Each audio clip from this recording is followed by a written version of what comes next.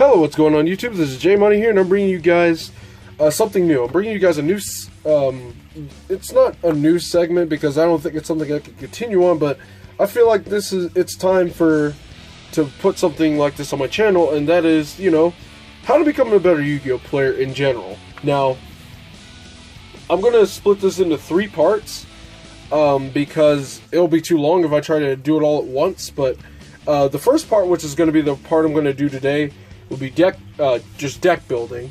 The second part will be strategies, combos, etc., things like that, to that nature.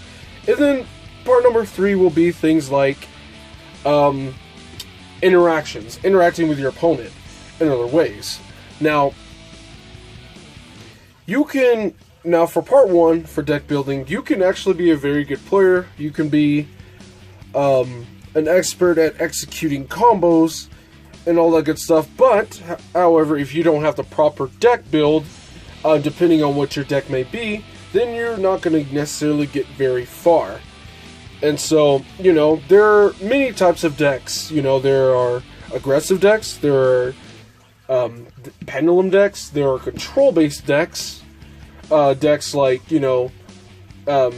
heavy back row decks featuring Spectre Border, Teller Knights, things like that. There are semi-control-based decks like ABC that put, enough stun power to stun, opponents for 1 to 2 turns and, win the game within the 3rd or the 4th turn, depending on which. And, those are your 4 deck options. You can either play, a really aggressive deck, a pendulum deck, a semi-control deck, or an actual just control-based deck. Now, with this being said, I want to use World Chalice as an example, simply for the fact that this is a format to where not only does the better player win, but this is a format to where rather than playing the best deck, you play the deck you know best personally. And since I personally know this deck, I want to go ahead and go through step by step on why you choose the cards you choose when building your deck personally. Now, first thing you want to do when you choose your deck is assess what your win condition is. What is a win condition? Now, a win condition is essentially what a card combo or X amount of cards. It could be one, it could be many, that when on the board should secure you a win. And for instance, this deck, Firewall Dragon, is a card meant to put all your win conditions on the board. Things like Trigate Wizard, Archer Christia, to lock out your opponent from special summoning monsters, and things like Gamma Seal, combined with the Kyoto Waterfront, to pretty much negate any card or effect that is activating, essentially choking your opponent out, and just outright winning the game from there. So that is the win condition for this deck in particular. Now that you have your win condition assessed, you now need to build your deck around those said win conditions. So, since the goal of the deck is to put these win conditions on the board, but it also involves spamming link monsters and linking up the chain to get to a Firewall Dragon, and so, with that being said, you need to consider 4 things in mind, or 5 things in mind when building a deck. 1, your win conditions, which is what I just went over, starter cards, your extenders, your recovery cards, and your disruptions, or your interaction cards. So I'm going to go over these 5 things, and we'll go over a little bit of a siding for now. But, in order to access your said win condition, you first need to start your combo. You first need to start your plays. And so with that, you need starters. And the majority, or a good number of your deck, if not most of it, needs to be consisted of starters to make your deck as consistent as humanly possible. So, with things like Ancient New Creation Venus, it is the absolute best starter card, simply for the fact that in this deck in particular, it puts vanilla monsters on the board, which leads into things like M-Duck, which is the best extra deck starter card because it puts more bodies on the board for link summoning, and it itself can put another monster on the board when it hits the graveyard. And not to mention, Venus equals 4 monsters, so it's essentially a scapegoat at the cost of life points. Things like Chosen by the World Chalice is an amazing starter simply for the fact that accessing your Imduck is key to getting the ball rolling. Now, with these cards, with this deck per se, you want, a good number of World Chalice names in your deck. To get, combo strings flowing and going. And so, you don't just play things like Imduck at multiples, you play things like Ib, you play things like Ingirsu, you play things like Aurum, because they all get the effect of summoning World Chalice monsters when sent to the graveyard, and they all get you additional effects and then you additional advantages. But we won't go into that for today. Next, you have your pseudo starters / extenders. They can be either or.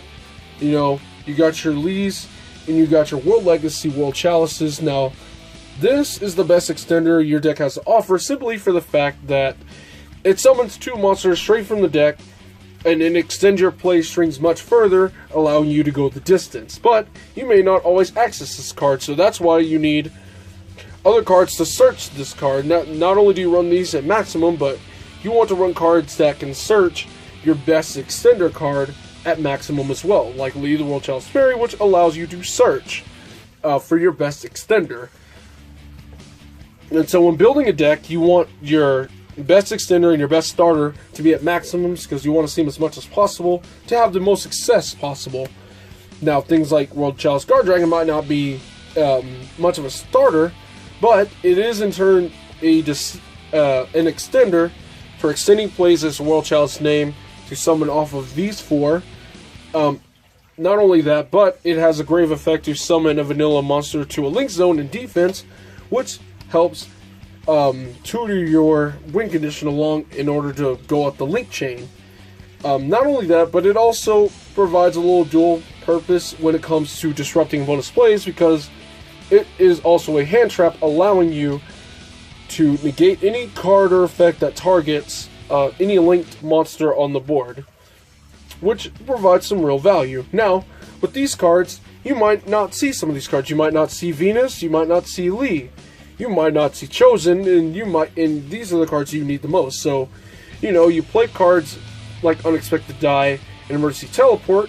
Although this is an amazing starter if you open with it and you normal summon it, it's always better to special summon starters simply for the fact that you save your normal summon for more powerful cards like Venus or World Legacy World Chalice to extend your plays and to play around disruptions. So things like Unexpected Die and Emergency Teleport are also really good in this instance. Now, special summoning monsters is good, but you don't want to use resources from your hand to summon resources from your hand, because that's essentially -2 in card economy for 1 monster on the board.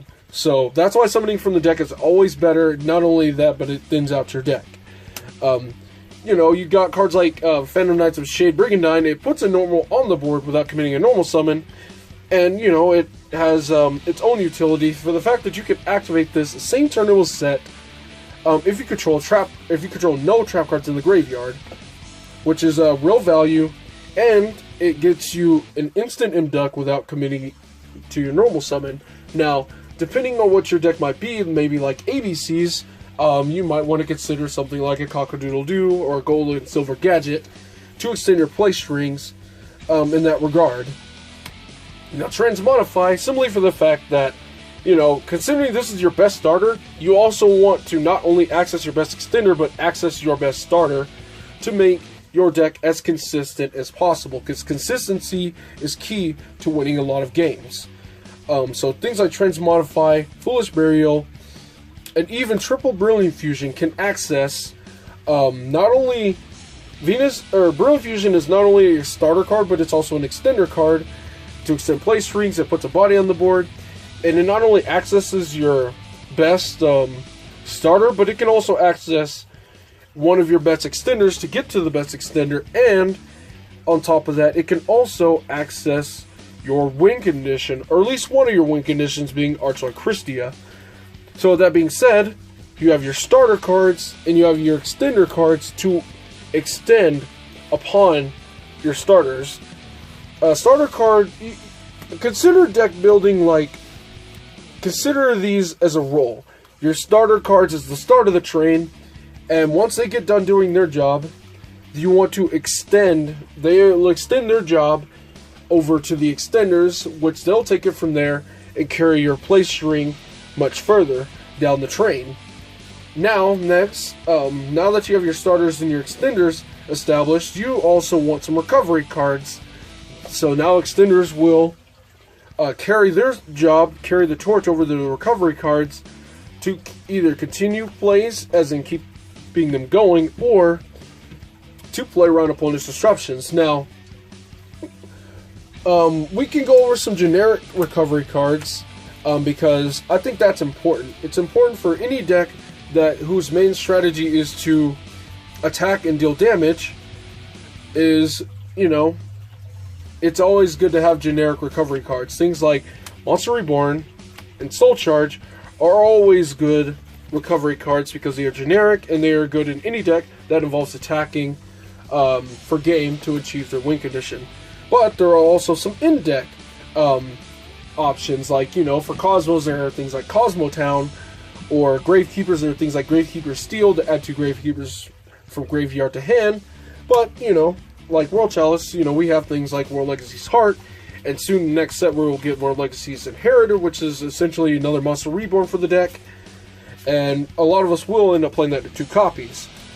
But, you know, things like that can also help us get out of a tight spot. But there are also good tech choices in terms of recovery cards, depending on the deck you're playing. Now, this deck in particular is known for putting out a lot of extra deck monsters out turn 1, and so you could easily burn through your resources. So, you know, cards like Exodius is an excellent tool for replenishing those said resources once you burn through your plays, because you might not always be able to attack your opponent for a game in that instance. And when that happens, you want some way to bounce back, and Exodius is in a perfect way to do that. Now, for the 5th and final piece of cards that you guys need to consider for your decks are your interaction-based cards. Now, the most common interactions that people tend to play are things like hand traps, things like Effect Veiler, Drone Lockbird, and all that good stuff. These offer you the ability to play and interact with your opponent if you lose the dice roll and you win the die roll and choose not to go first. They offer some sort of interaction in that respect. However, depending on what your deck is, you might not want hand traps. Like, for instance, in this kind of deck, this is an aggressive-based deck. Me, personally, I don't care to put defensive cards in an offensive deck, considering that, in my opinion, it seems to be a little bit counterintuitive to my deck's main strategy. You know, for any sort of interaction-based cards, I want them to be more, you know, progressive, more of a progressive stance, you know, proactive, if you will, rather than reactive. So there are 3 types of disruptions. There are disruptions in the form of hand traps. There are disruptions in the interactions, there are interactions in the form of things like kaijus, which rarely on paper offer no interaction, but they also serve the purpose of ridding the field of the biggest threat that you have to deal with, to make sure your plays go by much smoother. But there is also a 3rd type of interaction-based card that a lot of people aren't really playing too much anymore, that people were playing back in Zodiac format, and that is quick play spells. Things like Book of Moon, Forbidden Chalice, My Body's a Shield also offer some interaction regarding your opponent. Now, I'm going the route, I started taking a liking to quick play spells simply for the fact that they are essentially like hand traps in a sense, to where your opponent can't read them because they're quick play spells and they're in your hand. But they offer much more utility when you're going second. And so that's why I choose to play these cards, and they're, at the same time, they are live when, if you just so happen to draw into these for turn. And these serve, dual purpose. They all serve dual purpose and utility of their own. For instance, cards like My Body is a Shield, not only being able to negate an on-field disruption like a Vortex Dragon, but it can negate an in-hand disruption as well in the form of things like Ciphering Gear Gamma and Ghost Ogre and Snow Rabbit. Now, depending on what your deck might be, your deck could be a little bit fragile. And if that's the case, any fragile deck, undoubtedly wants to go first and set up their combos. However, disruptions are a real thing. So, you could take another route. You could opt to play more cards that are much more powerful going second if you have the deck space for it. If you have the necessary means to make a good board going first regardless, but you want to have a much better time against your opponent going second, you can play more powerful going second cards to support a going second build, things like Mind Control and Ciphering Gear Gamma. Now, let's say my opponent has a Vortex Dragon on the field and all that good stuff. I can opt to play Mind Control and take something like their Heavy Metal Force Electromite for, let's say, my deck's strategy because it's worth 2 monsters because it's a Link 2 and all that good stuff, so it advances my place heavily, and my opponent decides to respond with an Artized Vortex Dragon to attempt to negate to stop me from taking a monster. I can reveal a Ciphering Gear Gamma in hand, drop it, negate the card, remove the threat, and now I have 2 monsters on the field without committing my normal summon, not to mention the monster I just took with Mind Control. So now I have 3 monsters with no normal summon, one being a vanilla to really jumpstart my play strings and making it M-Duck. And to that respect, it's amazing in itself. Now, if your deck plays a lot of very powerful spell cards that fall victim to a lot of hand traps, things like Light to 1 base decks that play Grass with Screener, Ciphering Gear Gamma might be a perfect main deck option for you instead. So that is also something that you have to keep in mind when building your deck. Does your deck have a lot of power cards that trigger a lot of hand traps without putting monsters on board? If the answer is yes, Ciphering Gear Gamma might be good for you. Now, the last thing I want to go over is the sideboard or the side deck. Now, when it comes to the side deck, there are 4 things you need to consider. 1 being your worst matchup, which should be the one you do focus most heavily on. Now, granted, your worst matchup might not be a meta-relevant deck, but in the case of World Challenge, our worst matchup is a deck like True Draco, which is meta-relevant. So, number one, consider your worst matchup. 2, consider the best deck of the format, whichever format it may be. 3, going first, and 4, going second. So, with that being said, let's go ahead and break down the worst matchup, because that's when you're side decking, that should be the matchup that you side for the most. Now, a deck like True Draco's, establishing a masterpiece is very difficult for the deck if you're not main decking multiple kaijus or very meaning outs to something like a masterpiece. So, when you side deck for going first, things like Master Restrict offer amazing utility in the regards of, them being unable to tribute their spell and trap cards to summon Masterpiece.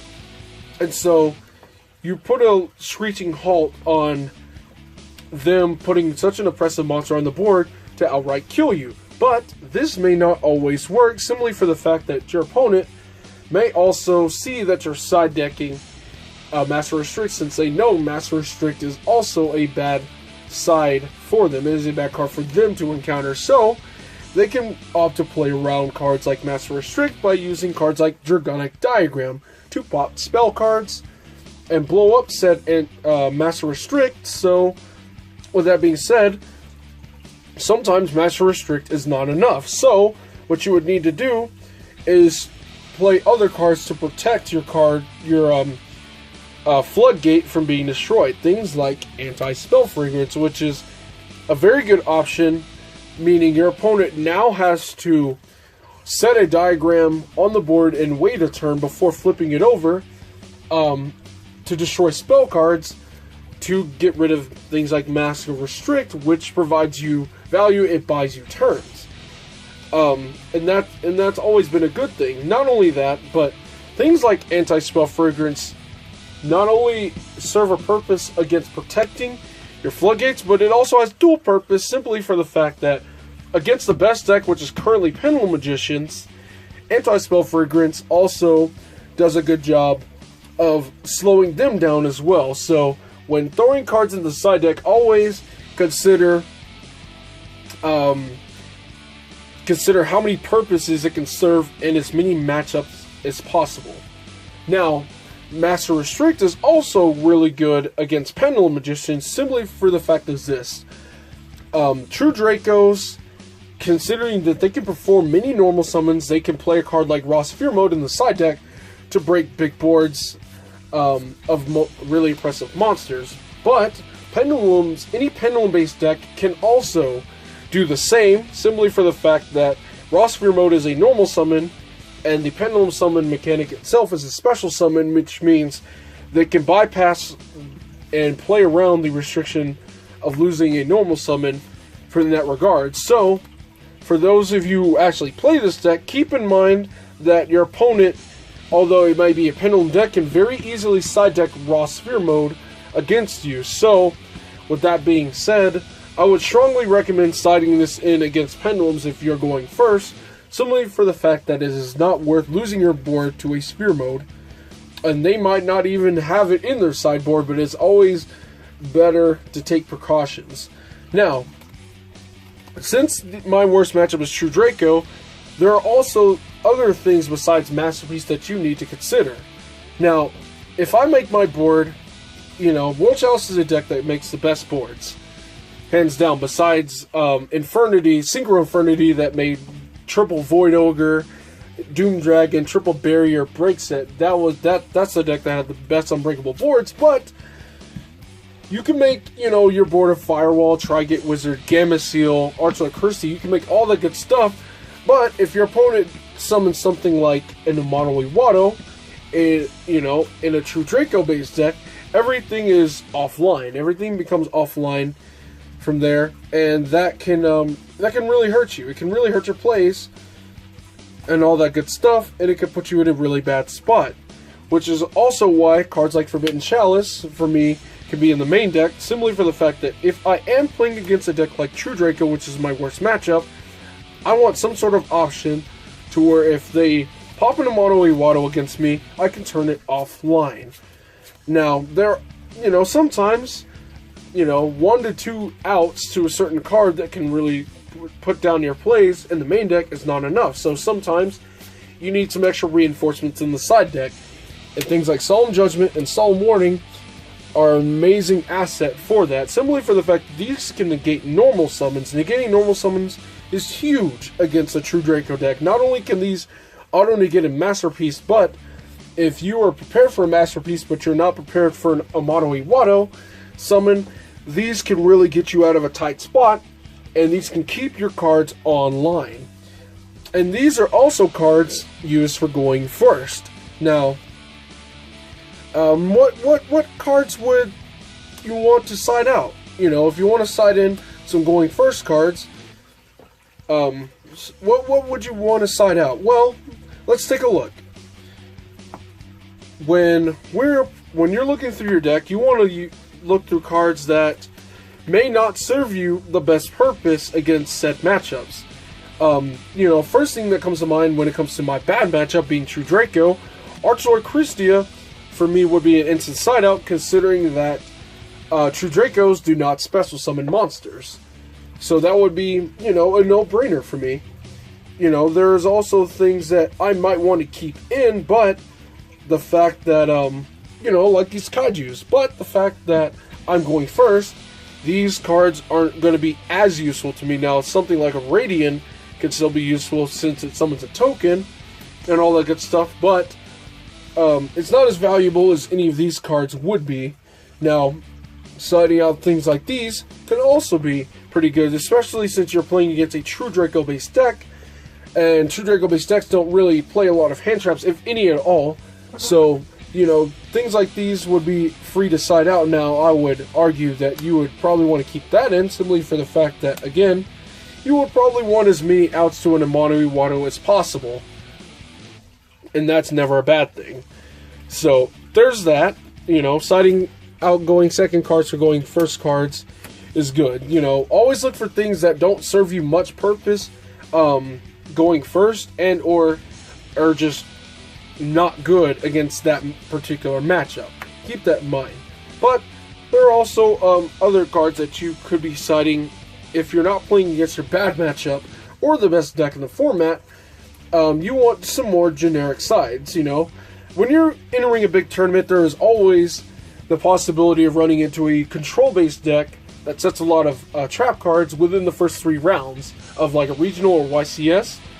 So things like evenly matched would be good. Now, granted, not everybody might have the resources for it, but you have cheaper options, things like Hatronade and all that good stuff. Or, you know, cards like Jinzo, in a sense. Now, in this deck, I only choose to play one because it synergizes very well with Transmodify, considering that World Legacy World Chalice has the exact same stats except one less level.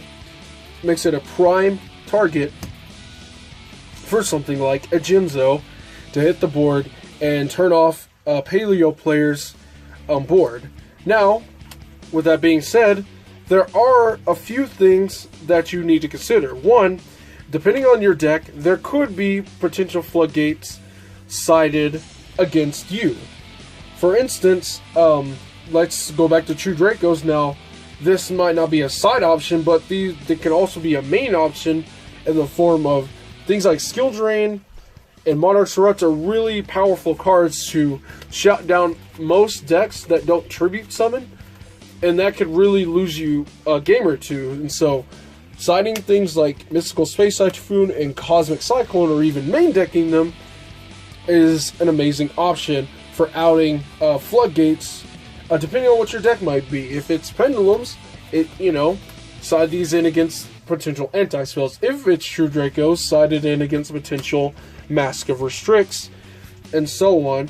You know the deal. But, let's say I need to make space for things like these, and I know I'm going second. Well, what do I need to side out for going second when I already have some going second cards? Well, let's break it down. Things like Exodius, they're amazing for extending and recovering your play strings, but there are times to where you really need going second cards over recovery options, because once you break your opponent's board, generally you've secured the game already. So things like World Legacy's Heart, although it'd be a good recovery option, you want more options to break your opponent's board, so you don't need these cards, in a sense, if that makes any sense. So things like that. Also, I personally side things like this out, because if I'm going second, I'm generally 9 times out of 10 looking to OTK, and albeit it revives a few monsters, the fact that it forfeits my battle phase makes it counterproductive for my goal to OTK my opponent. Now, and so that's why this is a side out for me, just in general. Now, something like Unexpected Die, although it might be a good starter, there are cards that you could easily be siding that are also starter cards, in a sense, that can break your opponent's board at the same time. Things like Mind Control, it gives you a monster in exchange for ridding your opponent of a monster off the board, which serves that dual purpose, so things like Unexpected Die might not be needed. And also things like Gamma, that can put multiple monsters on the board and rid your opponent's monster, threats off your opponent's board, and all that good stuff. So these are things that you have to consider. You have to weigh the pros and cons of what you're siding out, and if it's something that you really need versus something that you can let go, versus things that you might actually need to have in. Sometimes you might not be able to side in all those cards, and you need to weigh the options of what's the best cards to side in and how many of each, and all that good stuff. But that's it for this segment of the part 1 of getting better at Yu-Gi-Oh! As deck building. It's, hitting 30 minutes is pretty long, but you know, it's kind of needed, especially since there's so many different components of a deck. I didn't even get into consistency cards. Like, let's say you're playing a deck like Burning Abyss. If you have all this stuff down and you still have extra main deck space, you could be maining things like Pot of Desires, Allure of Darkness, and all that to fill the void and make your play strings much more consistent and make it to where you can consistently access the cards you need. I didn't even get into things like that, but that should be a given if you have extra space. But let me know what you guys think about this part 1. About again, the 5 points is your win condition, your starter, your extenders, your recovery cards, and your disruptions or your interaction based cards. And when it comes to the sideboard, your worst matchup, the best deck in the format, going first and going second. Those are the things that you guys need to consider when building your deck, whatever it may be. You need to assess the 5 points of your deck when it comes to deck building and all that good stuff. So let me know what you guys think about this. This is J Money, and I'm signing out.